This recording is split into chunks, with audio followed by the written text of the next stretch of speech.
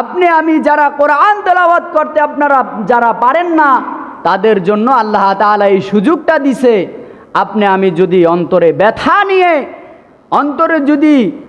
অন্তরটাকে নরম কইরা, অন্তরে ব্যথা নিয়া, আল্লাহর মহব্বত নিয়া যদি কোরআন খুইলা একটু চোখের পানি ফেলতে পারি আর আফসোস করি, হায় আল্লাহ, এত সুন্দর কোরআনের মধ্যে আয়াত তুমি নাজিল করেছো, এত সুন্দর হরফ দিয়েছো, এত সুন্দর কথা তুমি লুকায় রাখছো, আমি অধম, আমি মূর্খ, আমি পড়তে পারি না, আমি ইলমে দ্বীন শিখতে পারি নাই, আল্লাহ তুমি আমাকে ক্ষমা করে দিও।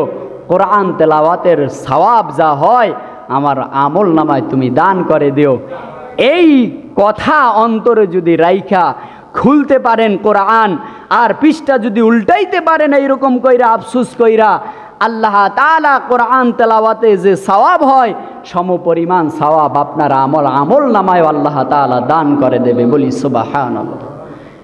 আল্লাহ তাআলার এই সুবর্ণ সুযোগ, এত দামি আমল আমরা করতে পারবো না ভাই ইনশাআল্লাহ।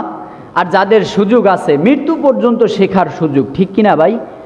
মরণ পর্যন্ত শেখার সুযোগ। আল্লাহর নবী বলছেন, দোলনা থেকে মৃত্যু পর্যন্ত একটা নর এবং নারী, ইমানদার পুরুষ, ইমানদার নারী, পৃথিবীর সকলের জন্য শেখার সুযোগ থাকে, ঠিক কিনা ভাই? দোলনা থেকে মৃত্যু পর্যন্ত শেখার সুযোগ থাকে। এর জন্য শেখার চেষ্টা করব।